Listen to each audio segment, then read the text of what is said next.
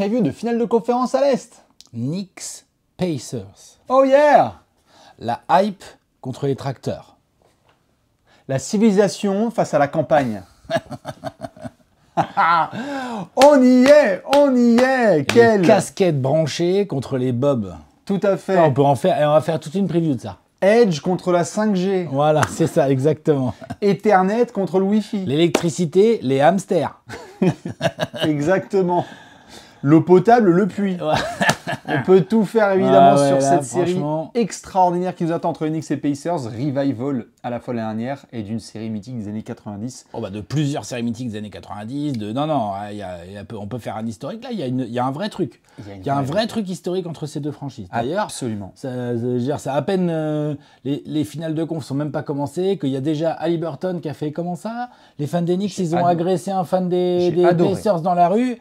Tu sais quoi? Il va venir à la salle, nanana, toute l'équipe, on veut te rencontrer, machin. Franchement, pour les gens qui n'ont pas vu cette info, évidemment, en sortie de victoire des Knicks face aux Celtics, certains, on ne dit pas on dit des fans des Knicks, se sont comportés comme des sagouins face à un fan des Pacers qui était tout seul contre genre 100 personnes, quoi, qui en était gros, seul quoi. contre 100, donc vraiment quelque chose de pas tout à fait lâche, tout ça.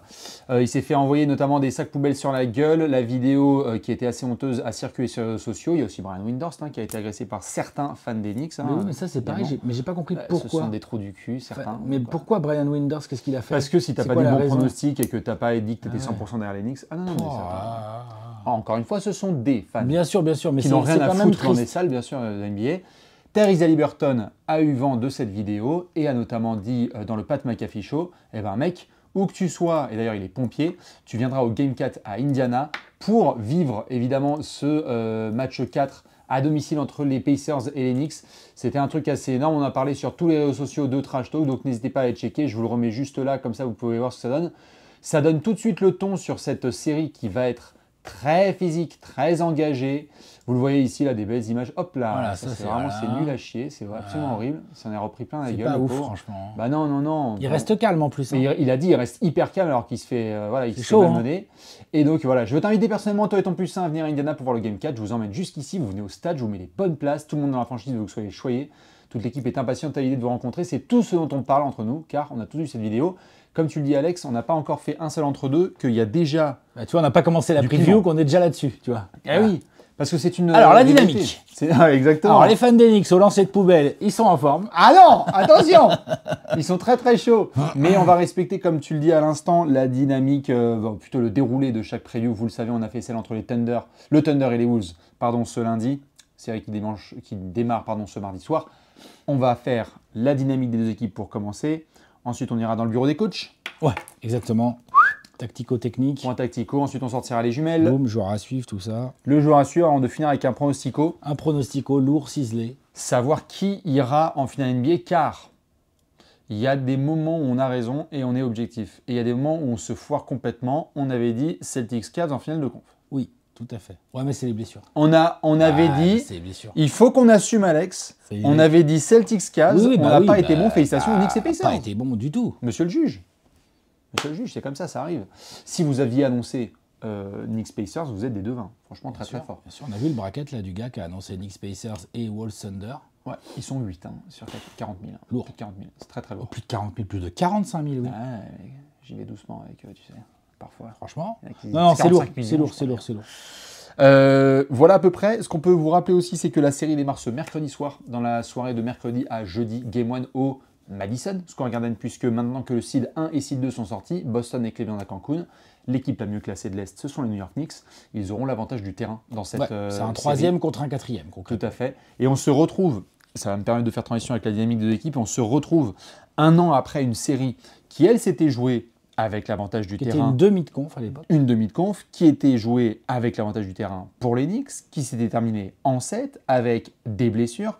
C'est des retrouvailles aussi avec, avant même d'avoir un entre-deux, on a parlé là des trucs extra-sportifs, mais aussi des Pacers qui veulent faire mieux que l'année dernière, qui se sont fait sweeper en finale de conférence par les Celtics, et des Knicks qui veulent faire mieux, c'est-à-dire retrouver les Pacers et les battre. Oui, tout à fait, mais battre les Pacers cette fois. Tout à fait. Et c'est clair, c'est des retrouvailles de l'année dernière, donc il y a quand même pas mal de joueurs qui étaient là l'année dernière dans les deux équipes. Oh oui. Donc les Knicks ont bougé, mais les Pacers pas tant que ça.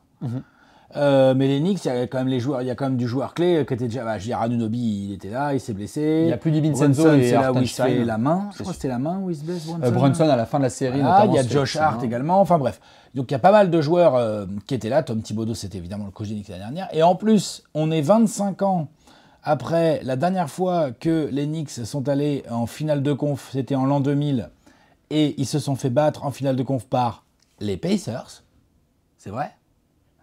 Ensuite, il parlait des années 90 tout à l'heure. Pour la plupart d'entre vous, vous êtes certainement déjà au fait que les années 94, par exemple au hasard, ou 95, sur l'horloge. Il y avait une petite ambiance assez sympathico entre nos amis les Knicks et nos amis les Pacers, Reggie Miller, Spike Lee, les gros tirs, tout ça, nanana, on choke et compagnie, John Stark, nanana, voilà. Bien sûr. Bref, il y a un historique. Pour le coup, les joueurs sont plus sur le terrain, hein. Mais il y a un historique entre les deux franchises. Oui. On parle quand même, je veux dire, on est tout le temps là, les Knicks. C'est clair que les Knicks ont une fanbase incroyable. Il n'y a qu'à voir. Bon, là, on a commencé l'émission sur des espèces de hooligans un peu de fans des Knicks, un peu. Oui, des trous de balles. Voilà, des trous de balles, voilà. Mais sinon, la liesse new-yorkaise fait plaisir à voir. Bah, ça déchire. Ça déchire. Il y a une ambiance de fou furieux. Ah, bien sûr, tu as envie de prendre ton billet, d'aller à New York. Tu pourras pas aller au Madison Square Garden parce que tu vas pas hypothéquer ta maison ou quoi, machin. Ouais. Par contre, rien que d'être dans la rue et de mater ça avec les gens, ça doit être énorme. Ah non, mais bien sûr, il ne faut pas réduire ce qui s'est passé là à tous les fans des Knicks. Il est vrai que c'est incroyable de les voir là se régaler. On mettra de côté les trous de balles qui agissent comme des trous de balles, mais c'est fou de voir le Madison Square Garden comme ça, que ce soit les fans de longue date. Moi, j'en ai parlé avec beaucoup qui ont vécu, des années vraiment terribles. C'est-à-dire, les mecs, leur pic, leur sommet, c'était soit l'année dernière, soit des années Carmelo Anthony face aux Pacers. Knicks Pacers, c'est aussi les Pacers de Roy Hibbert, Paul George et David West qui éliminent les Knicks. Hein. C'est vrai. Et donc, il y a ce côté-là des Knicks qui est très, hype, gros marché et tout, mais à Indiana, ça rigole pas du tout. Il y a qu'à regarder sur les 2 tours précédents l'ambiance de fou furieux qu'il y a dans la... Bon, ça s'appelle plus la Bankers Life Field House, je sais pas quoi, mais si, ça va être pas loin, si, la Bankers. Bon, un truc comme ça, là, encore un nom de banque. Mais concrètement, il y a une ambiance de fou furieux. Ils ont des fans qui rigolent pas du tout.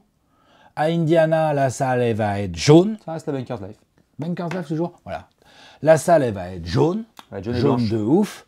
Les joueurs, ils vont être au taquet. Ouais. Et ensuite, ce qui est cool en plus, c'est que là, pour l'instant en tout cas, l'année dernière, les Knicks ont dit mais Jalen Brunson, OG Anunoby, Josh Hart, il avait les abdos déchirés, je sais pas quoi. Là, les Knicks, ils arrivent, alors on va parler de rotation, de machin et tout, avec des infirmeries à peu près vides. Les effectifs sont et les Pacers ont récupéré, d'ailleurs ça se voit depuis le début de ces playoffs, ça joue dans leur dynamique, mais du Nembhard en forme, du Shepard, du Aaron Smith qui avait raté les matchs. Donc là, il y a 2 effectifs au complet, c'est cool. Hein, c'est trop cool de démarrer une série avec des effectifs qui en effet sont à fond. Alors Boston nous dirait la même chose et on sait ce qui s'est passé par la suite. Ah non, mais bien sûr, ça se trouve dès le match 2 et c'est pas ce qu'on souhaite, hein, mais il y a une blessure relou. Hein, on va voir. Ce qui est sûr dans la dynamique des équipes, c'est que les Knicks donc, étaient en liesse ces dernières heures et ces derniers jours parce que tu as sorti Boston champion en titre dans les circonstances qu'on connaît après avoir fait 2 magnifiques premiers games à Boston, donc fort en déplacement. Les Knicks, pas de problème à aller à Indiana, même si l'ambiance sera volcanique. Ils ont été très forts aussi pour... Ça leur fait pas peur, ils ont montré. Tout à fait, pour terminer le travail. Ils ont déchiré les Celtics après avoir pris le Game 5 devant leur public. Les Celtics, ils ont laissé le Game 6. Là, c'était vraiment une démonstration de la part de Karl Anthony Towns, Brunson et compagnie. Vraiment, ça, c'était parfait. C'était la branlée qu'il fallait. Plus grosse victoire de l'histoire des Knicks, en playoff, plus 38. Non, mais ils ont montré sur les 2 tours précédents, il y a des choses à redire tactiquement ou des vrais trous d'air et tout. Il y a à redire. Par contre, ils ont montré du mental. Un petit côté grit and grind à l'ancienne un peu là, alors que moi, je les attendais pas forcément là-dessus. Ils l'ont quand même montré. Ouais. Ils ont montré d'être hyper clutch. Ouais. Pas peur d'être derrière. Peut faire des comebacks et peut clôturer aussi dans les matchs serrés. Ouais. Ça, c'est important. Et ils l'ont fait face à des types d'équipes différents. Face aux Pistons et face aux Celtics. Il y a quand même de l'expérience, mine de rien, et elle s'est vue. Je veux dire, Brunson a un peu d'expérience, Karl Anthony Towns a un peu d'expérience, Michael Bridges a déjà allé en finale NBA, OG Anunoby, bon, il jouait pas beaucoup en 2019 avec les Raptors, mais il était là et tout. Il était là et tout. Même Josh Hart, c'est pas ses premiers playoffs. Tom Thibodeau non plus, et ainsi de suite. Donc, ça s'est quand même pas mal vu. Ouais. Après, pas mal d'irrégularités. Je sais pas comment tu jauges ça, mais il y a quand même des matchs qui sont pas bons de la part des Knicks depuis le début de ces playoffs. Il y en a. Oui. On pourra comparer avec les Pacers, j'ai l'impression qu'il y en a plus. Ouais, non, mais t'as raison. D'un point de vue collectif, d'un point de vue ce que tu proposes comme jeu. On sait pas trop quels Knicks vont se pointer chaque soir. Alors, parfois en bien, hein, comme Back Kids, comme tu l'as dit, là, les 2 premiers matchs contre Boston, on est toujours dedans. Franchement, ils ont été clutch. Et puis parfois, moi, je me disais, oh là là, et j'étais le premier à critiquer Tom Thibodeau, notamment sur la preview de la dernière série. Et puis, lorsqu'il a fallu ressortir un peu plus Miles McBride et Mitchell Robinson de la série, il l'a fait, ils l'ont fait. Lorsqu'il a fallu demander à Karl Anthony Towns d'être moins sur du shoot à 3 points et plus sur punir les Celtics à l'intérieur, il l'a fait. Donc, je ne sais pas sur quel Knicks compter et m'attendre, mais là, je pense qu'ils sentent qu'il y a une fenêtre. Et cette fenêtre, elle est historique à New York, qui est pourtant une ville extraordinaire et connue dans le monde entier. C'est, ok, on est dans le dernier carré, Boston et Cleveland sont sortis, Indiana est un adversaire très sérieux à prendre au sérieux, puisqu'ils nous ont tapé l'année dernière. Ah, puis parce que parce qu'ils jouent, on va y venir, dynamique. Ils sont monumentaux sur ces playoffs. Attention, ouais. Depuis le début des playoffs, combien d'équipes jouent mieux au basketball que les Pacers? Il y a Minnesota qui discute, et après, c'est tout. Minnesota? Ah oui, Minnesota, c'est pas la première. Le Thunder aussi, non, quand même? Bah, oui, mais sur... Alors, par rapport à la question, je pense que les équipes les plus... En gros, il y a 2 équipes qui ont vraiment lessivé leurs 2 séries mais tu vois, Minnesota, de premier tour et second tour. Forcément hyper bien shooté et tout. Les Pacers sont en feu au tir. Enfin, tu vois, genre... Ouais. Non, ce que je voulais dire en disant Minnesota tout de suite, c'est que Minnesota et Indiana sont peut-être les 2 équipes qui ont moins donné le sentiment de regarder parfois les matchs et de dire mais qu'est-ce que vous faites les gars? Indiana, c'est tellement régulier. Il y a de la continuité et de la régularité. Mais on y vient, mais t'as raison, pardon, je t'ai coupé sur les Knicks. Mais c'était juste pour dire que les Knicks, en effet, ils sentent qu'il y a une fenêtre. C'est que Indiana est à prendre au sérieux, mais tu n'as pas de titre dans cette ville depuis 50 ans. Depuis 73. Depuis 73. Tu n'as pas de finale NBA depuis 25 ans, 1999, si je dis pas de bêtises. Ah ben oui, je te confirme. Voilà. Et donc, il y a aussi une opportunité à saisir côté Knicks, quoi. C'est qu'on ne sait pas ce qui va se passer avec Tatum par la suite. Il y a plein de gens déjà qui se demandent ce qui va se passer avec Giannis. Il y a une fenêtre, et combien de fois tu l'as répété, Alex? Ah bah, faut pas rater les fenêtres. Exactement, les fenêtres, elles sont ridiculeusement petites. Donc là, New York doit vraiment saisir cette opportunité. C'est vrai, ils doivent saisir. Avec l'avantage du terrain. Et en plus, ils ont été bons à l'extérieur. Oui. Bon, les Pacers aussi ont été bons à l'extérieur, en fait. Hein, donc, peut-être ça s'équilibre. Mais on a d'ailleurs, c'est intéressant, on a 2 équipes qui ont été... Parce que je suis en train de réfléchir à leur série, mais ça a pas mal gagné à l'extérieur. Indiana et New York n'ont pas peur. Hein? Exactement. Ça se déplace, même dans les ambiances un peu hostiles. Hein. Donc ça, c'est un point intéressant. Indiana, qu'est-ce qui t'a un peu... Parce qu'on peut pas suer sur Indiana. Face aux Cavs, qu'est-ce qui t'a un petit peu marqué? Ils ont affronté affronté des équipes qui n'étaient pas à 100%, c'est indéniable. J'ai vu beaucoup de gens dire nanana. C'est le running gag des Pacers depuis 2 ans. C'est pas un running gag, quelque part. C'est vrai. Mais, il faut mettre un mais à ça. Non, mais c'est vrai, je veux dire, c'est factuel. Les Bucks n'avaient pas Lillard. Enfin, tu vois, genre. Je dis running gag dans le sens même factuel, ça reste un running gag, quoi. Factuel. Mais ensuite, les Cavs, ils ont démarré la série sans Garland. Ensuite, ils ont eu des problèmes sur Mobley, des problèmes sur DeAndre Hunter. On nous parle de Mitchell. Bon, ok. En revanche, ce qu'il faut absolument dire, c'est que sur ces playoffs, pour l'instant, donc on est en finale de conf, donc on a quand même eu pas mal de matchs et tout. Indiana est le 2e meilleur offensive rating. C'est pas forcément une si grosse surprise. C'est une équipe qui attaque bien, on le sait. Ils n'ont pas affronté des verrous. Et ils n'ont pas affronté des verrous, et en plus, ils étaient vraiment en feu et tout. Par contre, ils sont 8e meilleur defensive rating aussi. Ça, déjà, c'est pas forcément le truc que tu vois. Ils sont numéro 1 au efficiency field goal percentage. En gros, c'est l'équipe la plus efficace. Demandez aux fans des Cavs, ils ont pris des pilules au shoot, c'était terrible. Depuis le All-Star Game, ils sont top 10 défense. Depuis le All-Star Game. Donc non seulement là, ils confirment en playoff, mais en fait, c'est une tendance qui dure un petit peu depuis quelques mois maintenant. Et en 2025, les Pacers, ils ont joué 58 matchs de basket, ils en ont gagné 42. 42-16, hein. Non, c'est un peu l'arbre qui cache la forêt. Bonjour, c'est nous, on est à 75% de victoire depuis le début de l'année. C'est l'épouvantail de l'Est, hein, c'est exactement ça. T'as raison de le mentionner, c'est que les mecs, depuis notamment quand ils sont venus à Paris, ils ont bien rattrapé le début de saison qui a été raté, on en avait parlé plein de fois. Et là, vraiment, la dynamique, elle est formidable. Formidable. Et en plus de ça, ils ont une rotation grosso merdo à 10. Ils sont là, les 10. C'est-à-dire que tu as le 5 majeur... Haliburton, Nembhard, Naismith, Siakam, Turner. Et derrière, tu as Mathurin, McConnell, Obi Toppin, Ben Shepard et puis Thomas Parfois, Bryant. Allez, Thomas Bryant. Thomas Bryant ou Jaras Walker qui a été voilà. un peu... En gros, ils ont une vraie rota à 10. Pour comparer en termes de dynamique, les Knicks ont plutôt une rota à 7. 7.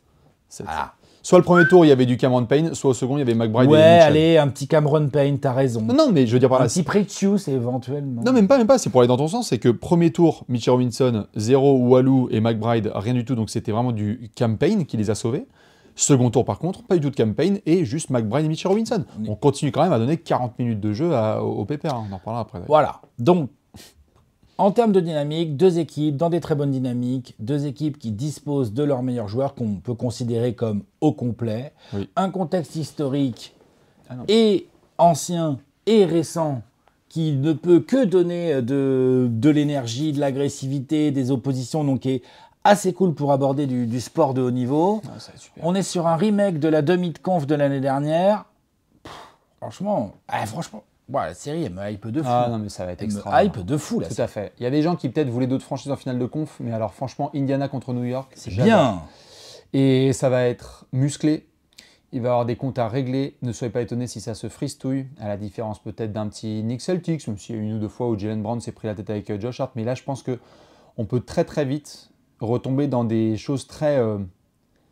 un peu primaires, quoi. C'est-à-dire vraiment, quand on rigole dès le début de la vidéo avec campagne versus ville, il y a un truc assez biblique là-dessus. Hein. Regardez l'excellent documentaire 30 for 30 sur Winning Time là, avec Reggie Miller face aux Knicks. Reggie Miller against the Knicks. Avec Spike Lee et tout. Très très bon. Excellent documentaire à regarder. N'hésitez pas. Il y a quelque chose aussi de... on veut tenir tête, nous, Indiana, aux grandes métropoles qui nous prennent de haut. Et les Knicks, rappelons-leur que l'électricité, c'est pas mal dans la vie, quoi. Non, mais il y a un vrai truc comme ça, avec New York versus everybody. L'expression qu'on utilise à New York, c'est une fois que ça a dépassé l'Hudson, le reste, c'est la province. Ouais, bien sûr, mais clairement. Donc, contexte, dynamique, incroyable. On va se régaler. Donc, je vous remets une dernière fois cette petite photo pour la dynamique, parce que je sais que ça fait plaisir à 2-3 personnes. Reggie Miller, évidemment, le choke sign. Si Haliburton pouvait nous faire péter ça sur un gros tir, là, qu'est-ce qu'on pourrait se marrer, commenté d'ailleurs par Reggie Miller, j'imagine, non? Ça serait... En antenne nationale, ça va forcément arriver, non? Ça serait possible. C'est drôle. Mais l'année dernière, il y avait eu 2-3 matchs, et puis après, je crois qu'ils ont dit, tu n'étais plus aux commentaires, parce que je pense qu'ils ont sorti que c'était un peu border. C'est vrai que Reggie, lui, il va pas avoir du mal à être objectif. Il va être taquin. Il va avoir du mal à être objectif, on peut pas lui en vouloir. Ouais, ça... Mais bon, on demande. Bon, après, je m'en fous, c'est pas forcément mon commentateur préféré, pour être tout à fait franc. Non. Je suis poli. On est poli. On reste poli face à la caméra. On va enchaîner sur le point tactico. Point tactico-technique. Dans cette section, c'est très simple. On se prend dans le bureau de Rick Carlisle et de Tom Thibodeau. Pas les mêmes manières, pas les mêmes effectifs. Mais il y a un aspect de cette série qui va nous attirer plus qu'un autre. Alex, quel est ton point tactico-technique? Le rebond. Oui, le rebond et tout ce qui va se passer près du cercle, mais surtout le rebond. Pour une bonne et simple raison, je suis allé checker un peu des stats. Après, c'est des stats de play-off, donc ce n'est pas non plus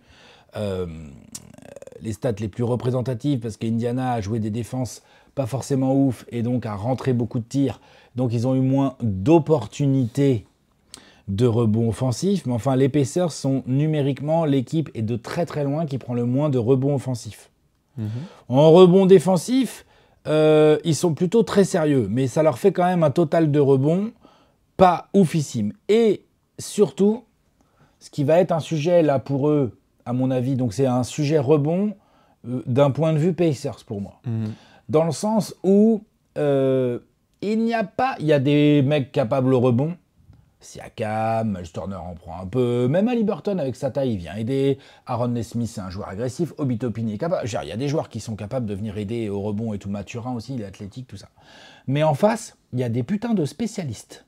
Il y a des spécialistes. En face, tu peux avoir 3 double-doubles, enfin, tu peux avoir 3 mecs en double-digit de rebond. Tu peux avoir Karl Anthony Towns, qui est quand même un bon gros avaleur de rebond. Énorme rebondeur. Josh Hart. Énorme rebondeur. Et Mitchell Robinson, qui parfois, en 18 minutes, est à 9 rebonds. Tu vois. Et puis Anunoby et Mikal, c'est pas... Et Anunoby et Mikal peuvent venir t'aider, évidemment. Donc tu as une équipe qui rebond, qui est forte, qui est assez forte au rebond, et tu as une équipe surtout qui en a fait, on l'a vu contre les Pistons, on l'a vu également contre les Celtics, ça fait partie du jeu des Knicks. C'est-à-dire que c'est une équipe qui se bat au rebond, et défensif et offensif. Josh Hart, ça fait partie de ses missions. Mitchell Robinson, quand il est sur le terrain, clairement, le rebond offensif, tout de suite, voilà. Donc, je parle de ce secteur parce que les Pacers jusqu'à maintenant, et je pense que les Pacers peuvent faire parler la défense des Knicks, si vous voyez ce que je veux dire, sans problème. Vraiment, c'est possible, ils vont les avoir. Par contre, t'es jamais à la merci, on le voit depuis le début des playoffs, même quand t'es les Pacers et que t'es en feu, t'es jamais à la merci de séquences, voire de matchs entiers, où tes tirs ne rentrent pas bien. Il faudra, et je pense qu'ils en sont capables, il faudra qu'ils ne perdent pas de vue que, dans ce cas-là, il faudra vraiment être incroyable dans le combat au rebond. Parce qu'en face, Josh Hart et Karl Anthony Towns dans les titulaires, plus Mitchell Robinson quand il sort du banc, vont vraiment venir faire du tabassage et je pense que ça va faire partie des consignes. Ça va être... c'est seconde chance plutôt. Viens là, Charles-Antoine. Donc bien évidemment que tu vas nous emmener Miles Turner à l'extérieur du truc. Par contre, en défense, je veux rien savoir. Limite, je préfère que Miles Turner il prenne des 3 points, mais je veux les rebonds. Donc c'est plutôt rebond défensif qu'offensif. Les deux. Il leur faut les deux. Oui, mais le vrai sujet pour les Pacers, c'est de continuer à être performants comme ils le sont là au rebond défensif. Défensif, pas seconde chance. Ouais, sauf que là... Josh Hart en seconde chance, mon gars. Ils ont eu Giannis, qui est un fort rebondeur offensif, mais ils n'ont pas eu cette espèce de triple menace. Non. Josh Hart, même Towns, et Robinson. Et Mitchell. Donc en fait, là, il y a vraiment un sujet, et donc, tactiquement, bien poser ses écrans, pas du tout négliger en fait les mouvements sans ballon de mecs comme Josh Hart ou Mitchell Robinson, parce qu'en fait souvent leurs mouvements sans ballon sont des cuts, ok, ils peuvent se faire servir un petit lob pour Mitchell Robinson, une petite passe backdoor pour Hart qui va finir au cercle, mais leur point c'est du bonus pour les Knicks. Par contre, c'est des mouvements qui permettent d'être placés au rebond offensif, et une fois que ces types sont placés, ils te les arrachent. Je veux dire, Josh Hart, il est pas si grand. Non, mais il est pas si grand. Par contre, il est musculeux de ouf, il est inspiré au rebond de ouf. Et il fout sa tête là où personne ne mettra ses pieds. Une fois qu'il est placé, t'es emmerdé. Donc, en gros, cette attaque des Knicks, tu peux l'enrayer. Les Celtics l'ont prouvé, les Pistons l'ont prouvé. Il faut faire gaffe dans le clutch et tout, mais tu peux l'enrayer. En revanche, là où tu commences à être dans la merde, c'est si tu commences à avoir Jalen Brunson qui n'a pas un tir, mais 2 tirs. Et là, en fait... Donc, le rebond est vraiment un sujet, et en plus ça permettrait aux Pacers qui ont montré une grosse énergie, vraiment ils ont été bien feisty, de montrer aux Knicks tout de suite genre non, ça va pas, vous allez pas pouvoir comme ça envoyer des mecs en double point rebond là sur nous en permanence. C'est un vrai sujet, je pense, c'est une vraie bataille dans la bataille. Complètement, le rebond va être hyper déterminant dans cette série. C'est le moment aussi où là on est sur les marges, toutes petites, et New York sont quand même plus grands au global sur le front de courte. Peut-être, c'est plus... Ouais, tu crois, ouais. Siakam, il est grand. Oui, tout à fait, mais sur les Mikal, OG, si j'aligne Mikal, OG, Katz, Mitchell Robinson, Josh Hart, j'ai l'impression qu'il y a un peu plus de taille que Miles Turner, Siakam, Obi Toppin, il est grand. Nesmith en 3. Nesmith c'est plus petit. Par contre, Nesmith c'est un peu Josh Hart. C'est un peu leur Josh Hart à eux, quoi. En espérant qu'il aille aider au rebond. Tu vois, genre tanker l'ombra athlétique. Mais non, mais oui, ils sont un peu plus longs. Un petit peu plus longs. Ils sont un peu plus longs. Tout à fait, c'est possible. Mais ça doit pas, c'est pas non plus flagrant. Non, ils sont surtout plus bully et plus agressifs au rebond. Bien sûr. Attention, Indiana. Voilà. Ça sera de le répéter, la bataille au rebond. C'est important. Si les Pacers défendent comme ils ont défendu là et verrouillent bien leur rebond, c'est très intéressant tout de suite pour eux parce que ça va mettre les Knicks dans la sauce. Ouais, complètement. Je voyais là, tu disais les Knicks au rebond offensif là, sur ces playoffs, ils en prennent 12 par match. Ou c'est sur saison régulière là? Non, c'est les playoffs. Ouais. Match, les Knicks, ils sont à 12 par match. Et parmi les équipes qualifiées pour les finales de conf, il n'y a que le Thunder qui fait mieux, mais c'est 12,1. Enfin, c'est pareil. Attends, il y a qui tout en bas, fais voir? Allez, voilà. Après, là, c'est du volume brut, donc il faudra regarder les pourcentages, parce que c'est du volume brut. T'as donc 5 rebonds offensifs de moins par match. Tu vois, genre, oui, mais regarde, offensive rebond pourcentage. Non, ils sont derniers. Ils sont derniers aussi, offensive rebond pourcentage. Mais après, c'est parce qu'ils ont une réussite aussi de fou. Après, voilà. Et que ce n'est pas leur jeu. Voilà, faut que ça rentre. Je ne pense pas qu'Indiana va prendre autant de rebonds offensifs et va rivaliser dans ce domaine avec les Knicks. C'est pas le sujet. Le sujet, c'est de limiter au maximum les rebonds offensifs de l'adversaire. Là, en l'occurrence, les Knicks. Voilà. Je vais partir sur l'énergie globale dans cette série. Alors, énergie globale, ça veut dire quoi? Eh bien, point tactico-technique très simple. Déjà, on s'en sort tout à fait bien côté New York, à la différence d'autres franchises, sur la façon dont les joueurs tiennent pour le moment. Même si ça se passe bien là sur ces playoffs, jusqu'ici, on touche du bois pour qu'il n'y ait pas de problème de santé, le constat reste le même. On n'est même pas dans la même cour de récréation en termes de fatigue de corps. Le 5 majeur des Knicks, quand tu prends les minutes totales sur la saison, de saison régulière plus de playoffs, ils sont top 25 de la NBA. Le 5 majeur des Knicks. Non. Sur 400 joueurs, ils sont 25. Je t'épargne les détails, il y en a 3, ils sont dans le top 8, à eux seuls. On en a parlé toute la saison. On le sait, sur les playoffs, évidemment, parce que contre les Pistons, ça a été un peu plus long que prévu, et contre Boston, quand même, il y en a eu 6. Du coup, déjà, les minutes s'empilent. Indiana, équipe plus deep, a des cannes beaucoup plus fraîches, parce que non seulement sur la régulière, il n'y a que 2 joueurs qui sont dans le top 40 en termes de temps de jeu, c'est Tyrese Haliburton et Pascal Siakam. Le 5 majeur d'Indiana, Alex, il est dans le top 100 des temps de jeu. Ce n'est pas du tout la même énergie qui est appliquée, alors que pourtant on a des équipes qui peuvent jouer rapidement. Donc déjà, de base, on arrive en fin de saison, qui a les cannes les plus fraîches? Indiana les a.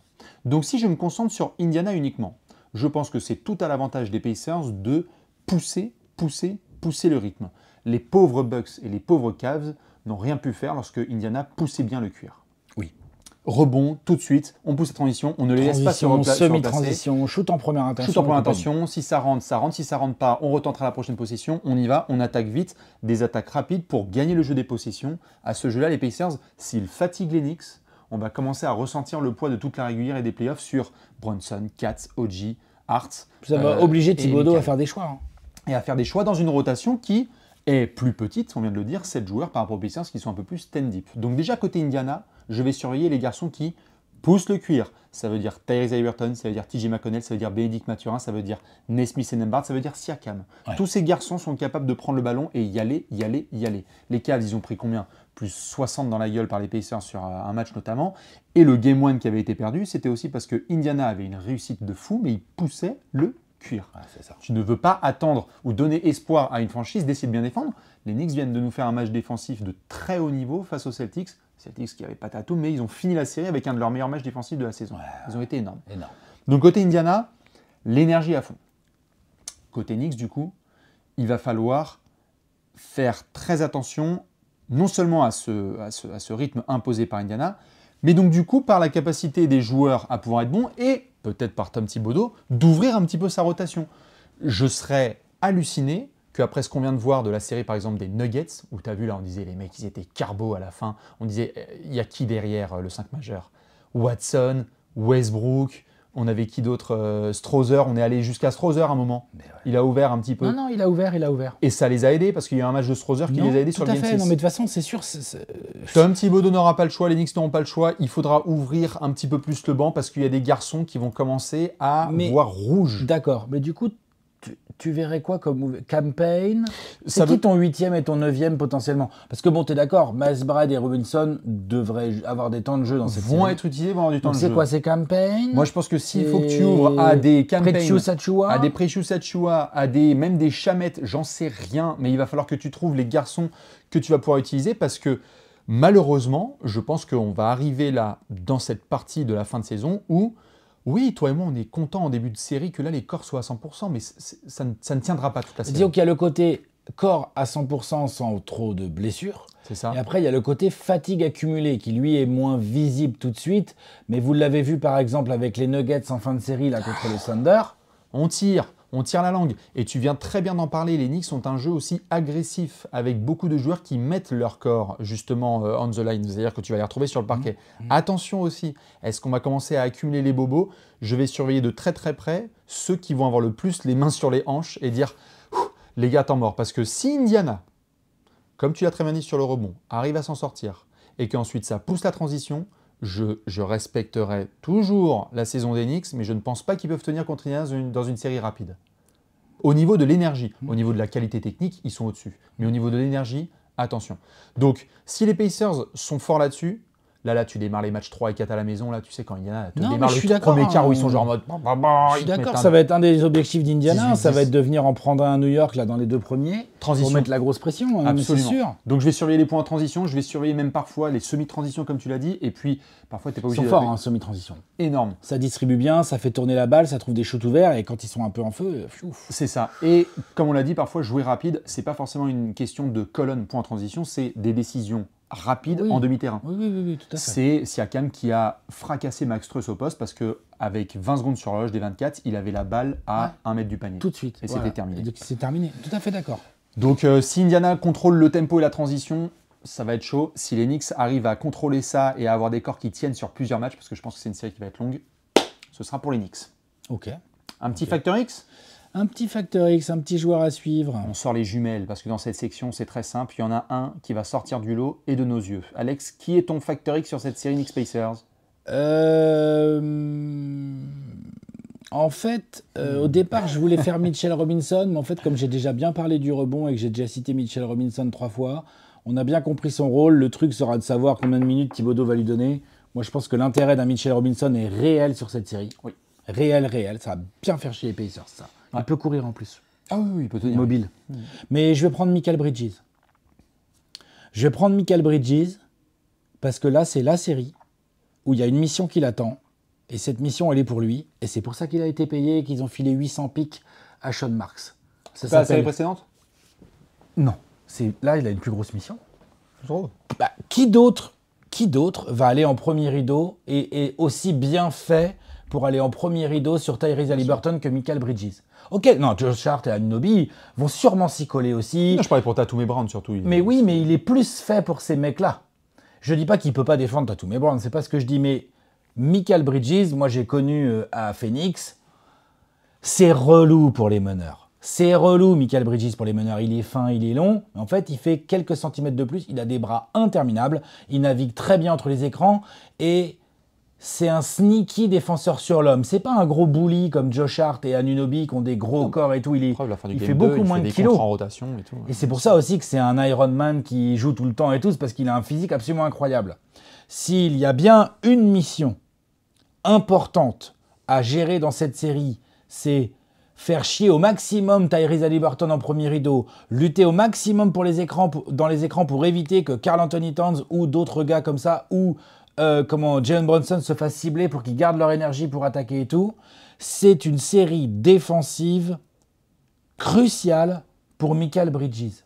Je suis en train de réfléchir de la campagne de 2021 des Suns. Je ne pense pas qu'il ait eu tellement une série défensive plus importante que celle-ci. Bon, il a eu Luka Doncic, mais ça s'est pas hyper bien passé.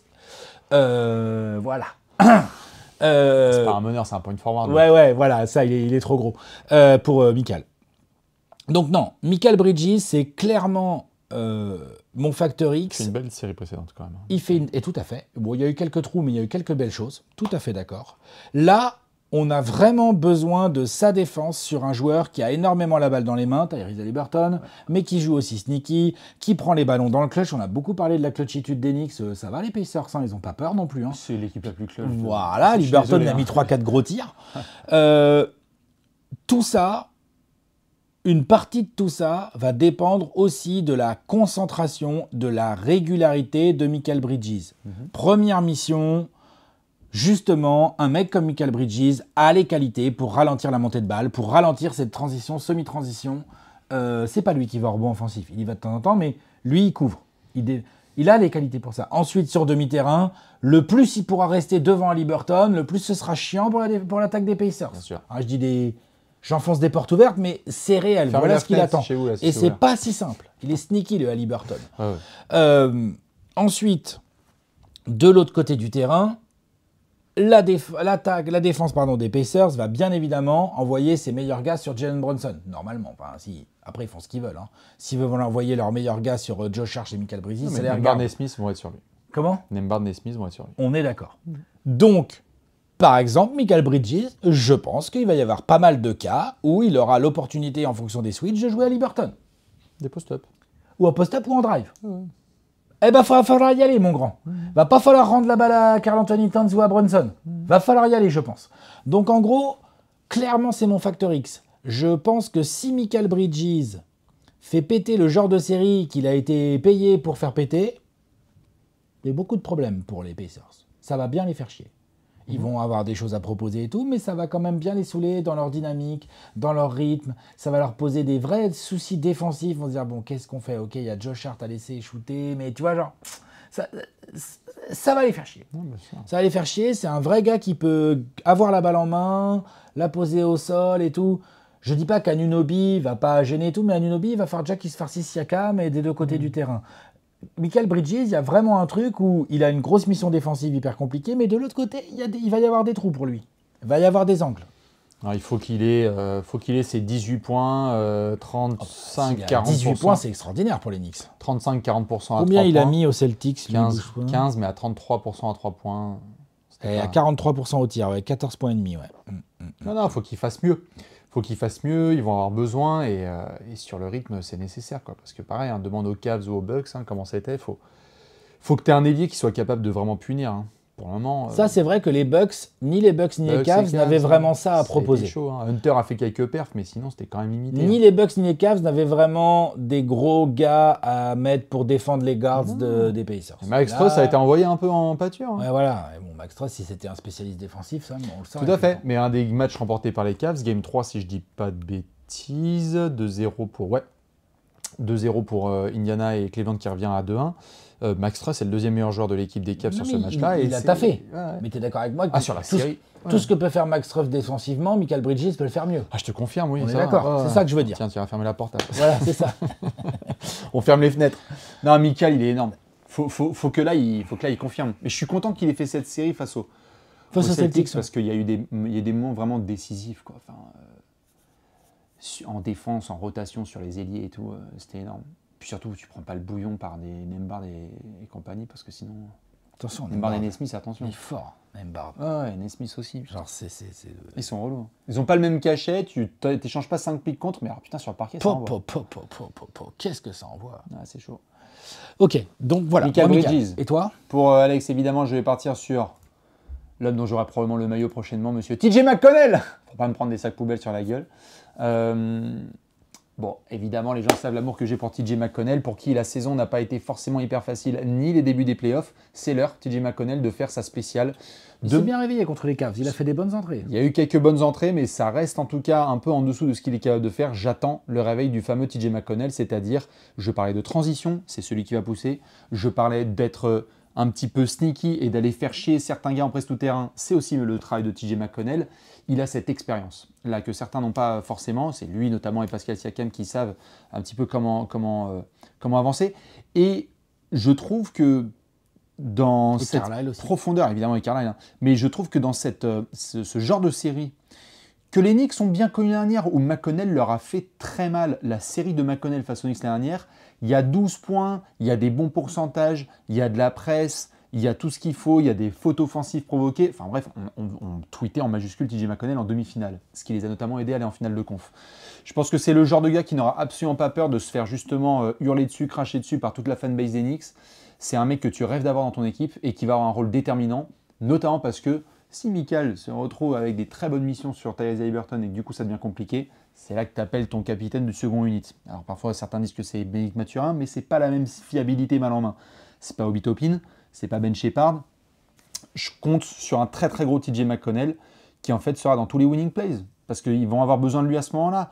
Ok, c'est des entêtés comme tu l'as très bien dit, les Josh Hart, Anunoby, Mikal et tout, mais le mec qui pour moi est le plus représentatif de faire toutes ces actions qui font la différence, c'est McConnell. En tout cas, côté Pacers, c'est McConnell. Il y a lui et Nesmith. Lui et Nesmith sont tout à fait les leaders de de ce Suicide Squad tout à fait d'Indiana. Donc j'attends un gros TJ pour qu'il rappelle un petit peu qu'en termes de bataille de banc, l'avantage est du côté d'Indiana. Mais ça va être phénoménal. Je n'avais même pas montré cette photo là que je vous remonte parce que c'est quand même pareil dans la dynamique. C'est même pas comme s'il y a 9 mois, il y avait Tyrese Haliburton et Jalen Brunson qui s'étaient retrouvés à WWE, à SmackDown. C'est drôle cette histoire. Ah ouais, ça va se retrouver. Tyrese 317. Enfin. Mikal Bridges pour Alex. Monsieur TJ McConnell pour Bibi. On va devoir terminer avec un prono. Allez, pronostico, on envoie ça. Dans cette section, c'est très simple. On vous raconte l'avenir. Après, on avait annoncé Celtics Cavs en finale. Oui. Donc on va se reprendre. Promis. Il y a une équipe qui va aller en finale NBA. Ce qui compte, c'est le contenu, c'est pas le résultat. Exactement. Avant ça, Alex, on fait des rappels. Bandeau jaune là qui s'affiche en bas de votre écran. Si vous n'avez pas 18 ans, vous ne pouvez pas participer à des jeux d'argent, de paris sportifs et compagnie. Vous le savez maintenant depuis le temps qu'on le répète. Si vous avez 18 ans et même si vous êtes des grands fans de Tyler Kollek, attention, ne misez pas l'argent que vous ne pouvez pas vous permettre de perdre. Sacré Tyler. Voilà, bonne ref. Hein. Ouais, très, très voilà, c'est important comme conseil. Ça marche tout le temps. Exactement, 100% de réussite. Faites pas les bolos. Alex, t'es prêt? Ouais. Qui va aller en finale NBA? Qui va représenter l'Est en 2025? Il y a un score, il y a une équipe, il y a un prono et une explication. 3, 2, 1, c'est parti. J'ai mis les Pacers. 4-2. Faut savoir un truc déjà. Chez Paris on Sport en ligne, chez Paris on Sport en ligne, les cotes sont ultra serrées. Je n'ai pas mémoire d'avoir une série avec des cotes si serrées. C'est-à-dire qu'en gros là, j'ai mis le 4-2 Pacers qui était à 5,50. Si par exemple tu mets un 4-3 Knicks, avec lequel j'hésitais un peu, tu vois, elle est à 5. Si tu dis, ouais, au Game 7, les Pacers, ils peuvent le faire à l'extérieur, 4-3 Pacers, elle est à 7,50. La cote la plus probable côté Knicks, en fait, c'est le 4-3 Knicks à 5. Sinon, c'est 4-1 Knicks à 5,70. 4-1 Knicks, je trouve que j'ai du mal à le voir. Et le pire, c'est 4-0 Pacers. Ouais, le pire, c'est 4-0 Pacers, c'est 10. Donc, il y a une amplitude extrêmement faible, ce qui illustre bien, à mon avis, ce que va être cette série. Je vois pas mal de matchs serrés. Je vois pas mal de matchs assez grit. Je vois les Pacers devant potentiellement, mais les Knicks peuvent revenir. Ou les Knicks devant, mais les Pacers qui peuvent revenir parce que coup de chaud. Je pense que les deux équipes sont capables. Les Knicks l'ont montré également, on n'a pas tant parlé que ça, de faire des vrais beaux efforts défensifs. On n'a pas parlé de la couverture, mais Nembhard et Nesmith sur Brunson, c'est sérieux. C'est très sérieux. Ça va bien le faire chier. Grande série à venir de Jalen Brunson, je n'en doute pas un seul instant. Ouais. Mais il y a une vraie opposition. C'est pas du tout le porte ouverte. Indiana a complètement corrigé le tir. J'en voyais qui disaient oui, mais Indiana, c'est un peu porte ouverte en défense. Non, non, non, non, non. Sortez. On n'est plus en 2023 là.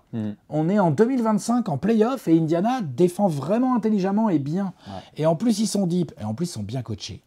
Et en plus, bah oui, c'est vrai que New York a été extrêmement clutch et que ça s'est beaucoup vu parce qu'il y a eu ces deux immenses comebacks contre les Celtics là à la série précédente. Mais Indiana dans le clutch, mais avec tout le Madison Square Garden qui gueule, Nembhard il peut te faire des ficelles, hein. Ouais. Et Haliburton aussi évidemment. Enfin, et c'est à enfin voilà. Donc ouais, moi j'ai mis Pacers 4-2 du coup, ça les fait finir à la maison. Voilà, on verra, mais je les pense même capables de gagner un Game 7 là-bas. Je ne pense pas qu'il y aura moins de 6 matchs dans cette série de toute façon. Ah ouais, non. Bah, tu sais pas. Ah, pitié. Bah, pourquoi pitié? Bah, pour la beauté du sport, si les Knicks foutent 4-1, les Knicks foutent 4-1. Ah, et si les Pacers foutent 4-0, c'est pas un problème, hein. Je sais. 4-2. 4-2 Pacers pour Bibi, pas pour moi. Tu me mets dans la sauce, là. T'as mis quoi? Bah, vas-y. T'as mis quoi? Envoie. T'as mis quoi? Pacers 4-3. Ah ouais, t'as pris le Game 7 à l'extérieur, la cote, t'as vu, elle est qu'à 7,50. C'est un truc de fou, non? On y retourne? Ah non, c'est énorme. Attends, on a mis Pacers tous les deux. Pouah, la vache, ok, d'accord. On va se faire, là tout de suite dans les commentaires. Alors, on va pas aller à New York parce qu'on va se prendre des poubelles sur la gueule. T'as vu, je m'étais mis un t-shirt jaune. Ouais. Au secours. On va se prendre dans les commentaires des ah là là, bande de haters. Non, ça va les arranger, on va dire c'est bien, nickel, comme on est nul à chier en pronostic. C'est ça. Les mecs vont dire nickel, les fans des Knicks vont dire c'est bon, on va sweeper les Pacers. Parfait, ça va se terminer rapidos. Envoyez-nous le Thunder ou les Wolves. T'as été très complet, j'en remets 7 parce que je pense que même les Knicks menés, ils seront capables à domicile et à l'extérieur, comme on l'a dit en début de vidéo, pas de problème. Les Pacers aussi. Game 6, même à Indiana, même si c'est la fournaise, d'essayer de forcer un Game 7. Pour autant, je pense vraiment qu'on va... C'est sur cette série, j'espère me tromper, mais c'est sur cette série que je pense, comme je l'ai dit dans le point tactico, qu'on va sentir la différence de fraîcheur des deux franchises. Aussi. Vraiment, je serais halluciné après ce qu'on est en train de voir sur ces playoffs, que les Knicks soient intacts et à 100% sans problème sur une série aussi longue. Indiana l'a montré en termes d'intelligence de jeu. S'il faut cartonner à l'intérieur en pénétration parce qu'ils savent que Karl Anthony Towns ne va pas trop appuyer là où ça fait mal, protéger l'arceau, ils vont appuyer là où ça fait mal. Ils ont un banc qui, je trouve, est plus deep. Ils ont un 5 majeur qui est factuel. Hein, tout à fait. Sûr. Ils ont un 5 majeur qui, certes, est moins explosif, mais attention à leur capacité vraiment à être fort. Je crois qu'ils sont prêts. Je pense que ça suffit de prendre les Pacers 2 en disant « Oui, les mecs, quand même, il y a des avantages sur certaines match-ups parce que les effectifs ne sont pas au complet. » Moi, je pense qu'on va avoir, là, pour démarrer les séries, comme on l'a dit, des effectifs au complet et que ça ne changera pas le fait que Indiana peut prendre un des premiers matchs à New York. Et qu'on se dise « Les gars, en fait, réveillez-vous, les Pacers, c'est une vraie équipe NBA. » Tu l'as très bien précisé, c'est une des équipes les plus chaudes. Pas depuis début mars, depuis le début de l'année calendrier 2025. En fait. Exactement, donc j'en donne 7. Parce qu'on est sur un Game 7 où, là, en effet, c'est l'équipe la plus... Je pense qu'en fait, les Knicks ont le joueur le plus clutch, mais les Pacers sont l'équipe la plus clutch. Et qu'à ce jeu-là, Indiana sera plus capable de nous délivrer un match exceptionnel comme ils l'ont fait dernière. Alors, à New York, de nous regarder droit dans les yeux et de nous dire « Bastien, Alex, allez vous faire foutre, prenez ce sac poubelle sur la gueule. » Mais on annonce tous les deux Indiana en finale NBA. Tu sais que celle-là, elle est d'une violence inouïe. Moi, de toute façon, je ne les voyais pas passer les Cavs au départ. Après, il y a eu des blessures. Hein. Mais quand même, ils ont bien joué. Ils ont été forts. Et dites-nous ce que... Ils sont forts. Mais ils sont très très forts. Et dites-nous ce que vous pensez de cette série. Est-ce que vous pensez que les Knicks vont aller en finale NBA, que cette opportunité est beaucoup trop grosse pour laisser passer? Qui va faire la différence? Game 1 ce mercredi soir. Ouais. Série qui démarre à New York. Dans la nuit de mercredi à jeudi. Exactement. Nous, on suivra tout ça. On fera plein de débriefs, mais ça va être exceptionnel. On vous fait des gros bisous. Doucement dans les commentaires. Et balancez vos pronos, évidemment, pour qu'on se rappelle tout ça au début des finales NBA. Ciao. Des bisous, à la prochaine. Ciao. Ciao.